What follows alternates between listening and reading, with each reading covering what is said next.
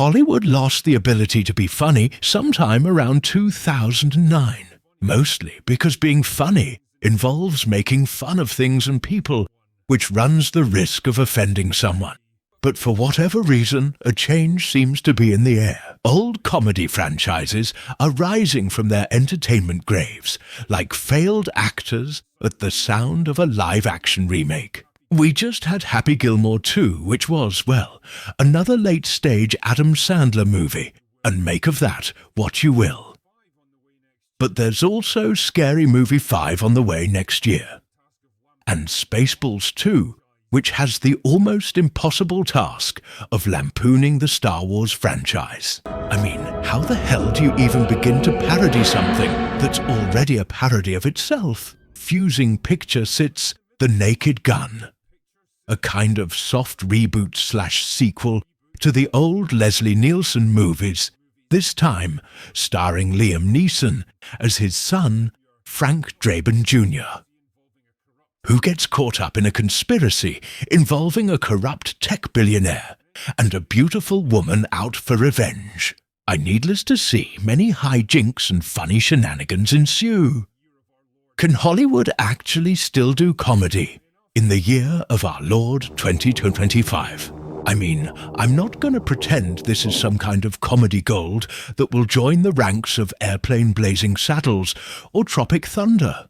And sure, not all of the jokes land, but for the most part, The Naked Gun is a pretty decent stab at the slapstick dark humour of the original movies. Liam Neeson himself does a great job filling Leslie Nielsen's shoes. He's got decent chemistry with Pamela Anderson for obvious reasons. Director Akiva Schaffer from The Lonely Island definitely understood the assignment on this one.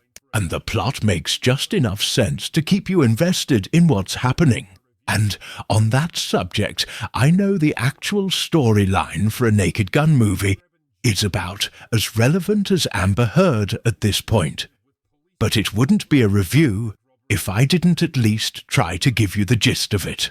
The movie centers around Frank Drebin Jr., who's followed in his father's footsteps by serving as a detective with Police Squad, where he foils a bank robbery, single-hand deeds. As it turns out, though, the robbery was nothing but a distraction, so that the bad guys could steal a plot device called a plot device. I see what you did there, you cheeky boys.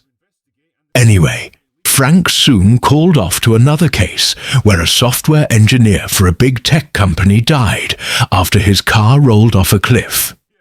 Frank reckons it was suicide, but the man's beautiful sister Beth believes he was murdered and wants revenge on whoever did it. Reluctantly, Frank begins to investigate, and the trail eventually leads him to Richard Kane, a tech billionaire who plans to use the plot device to wipe out most of the human race so that he and his mates can take over the worlds. Basically, it's up to Frank and Beth to figure out where and when King is planning to use the plot device, stop his evil plans, save the world, and get the Police Squad reinstates. No following in the footsteps of a guy like David Zucker, who basically perfected the slapstick parody movie over the past 4 decades, was never gonna be an easy task.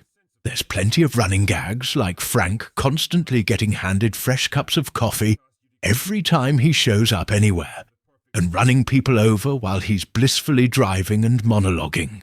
He's not an actor you normally associate with comedy, but his sense of timing and his ability to deliver the most insane lines with the kind of dead serious gravitas you'd from a Taken movie really makes him the perfect replacement for Leslie Nielsen.